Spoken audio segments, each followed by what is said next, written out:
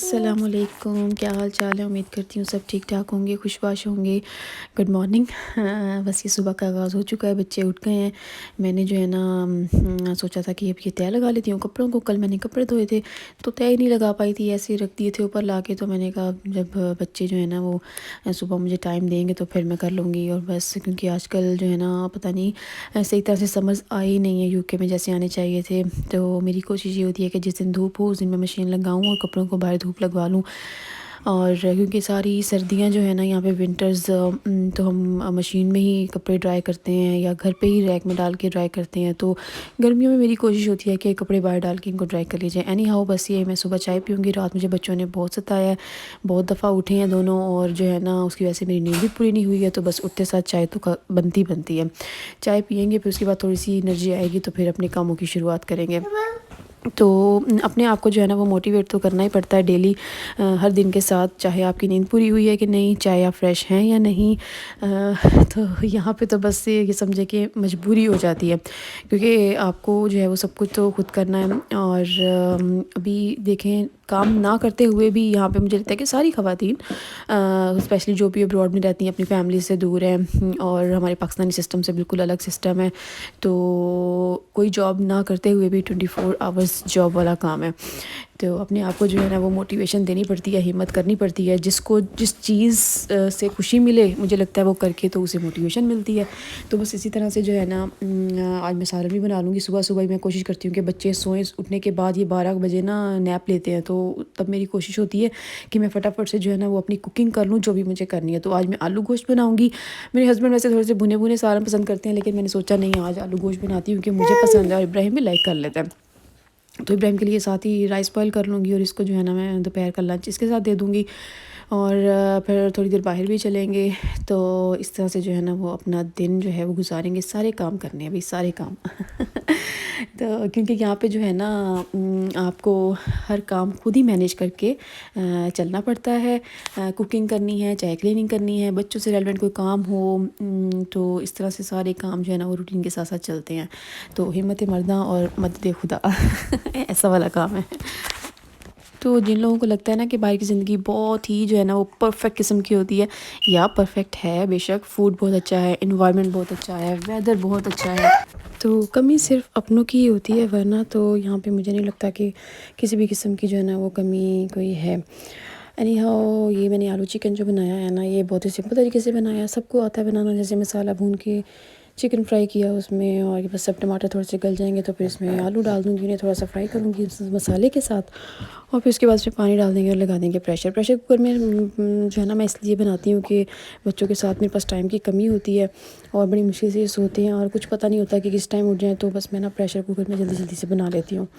تو کوکنگ کو جو ہے نا وہ آسان آپ کو بنانا پڑتا ہے جتنا آپ کے پاس ٹائم ہے، اس لحاظ سے اگر آپ کے پاس ٹائم ہے تو پھر جو ہے نا وہ آپ بے شک ہانڈی میں بنائیں، بہتر ہے، لیکن اس طرح بھی اچھا بن جاتا ہے پریشر میں، کیونکہ کوئک بنتا ہے، اور میرے لیے جو ہے نا وہ کوئک بنانا ہی ٹھیک ہے۔ تو بس میں اس کو پریشر لگا دوں گی۔ ابراہیم جو ہے نا وہ جناب کھیل رہے ہیں، میں تو ادھر کوکنگ میں بزی تھی، اور یہ اٹھ گیا ہوا تھا، بیچ میں ہی اٹھ گیا تھا، تو اٹھتے ساتھ ہی یہ دیکھیں اب سارا اس نے جو ہے نا وہ میس کریٹ کر دیا ہے، اور یہ سارے اپنے سافٹ ٹوائز جو ہے نا وہ آرام سے بٹھائے ہوئے ہیں تاکہ وہ بھی بیٹھ کے تو ٹی وی دیکھیں۔ اور یہ نیچے سارے ٹوائز کھول کے بیٹھا ہوا ہے۔ تو بس میں جو ہے نا کوشش کرتی ہوں کہ ابراہیم کے ساتھ زیادہ سے زیادہ پلے کروں۔ یہاں پر یہ بھی ہے نا کہ پاکستان میں تو کزنز ہوتے ہیں اور جو ہے آنا جانا زیادہ ہوتا ہے، تو بچے جو ہے نا وہ بڑے ہی پھر مکس اپ سے ہوئے رہتے ہیں، لیکن یہاں پہ جو ہے نا مجھے خود ہی ابراہیم کی فرینڈ بن کے بھی رہنا پڑتا ہے اور اس کی ماما بن کے بھی۔ تو میں اس کے ساتھ کوشش کرتی ہوں کہ پلے کروں، اور ہر طرح سے جیسے وہ چاہتا ہے نا تو پھر بڑا ہیپی رہتا ہے، اور یہ ضروری بھی ہے۔ ایک ماں سے بہترین دوست بھلا ہو سکتا ہے کوئی؟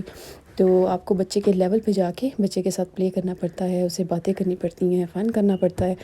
تو میں کوشش کرتی ہوں کہ اپنی بیٹی کے لیول پہ جا کے اس کے ساتھ جو ہے نا وہ ٹائم اسپینڈ کر سکوں۔ اور سم ٹائمز ایسے ہوتا ہے کہ جب میں اسے ٹائم نہیں دیتی تو میں اس کے بیہیویئر میں بڑی چینجز بھی فیل کرتی ہوں۔ تو بس اس طرح سے جو ہے نا میں کوشش کرتی ہوں کہ وہ جیسے ہیپی رہے ویسے میں جو ہے نا زیادہ سے زیادہ ٹائم اس کو دے سکوں، کیونکہ وہ بھی سمجھدار ہو رہا ہے ماشاء اللہ، 2 سال کا ہونے والا ہے، تو اس کا دل چاہتا ہے میرے ساتھ ماما پلے کریں، ایکٹیو رہیں، جیسے میں کہوں ویسے کریں، تو کیوں نہیں، وائی ناٹ۔ تو ماں ہونے کے ساتھ ساتھ جو ہے نا وہ آپ کو اور بھی بڑے کام سر انجام دینے پڑتے ہیں، لائک بچہ ہے تو اس کے ساتھ پھر ماں نہیں پلے کرے گی تو کون کرے گا، اور ویسے بھی ماں کو جو ہے نا وہ بچے کے لیول پہ جانا ہی چاہیے۔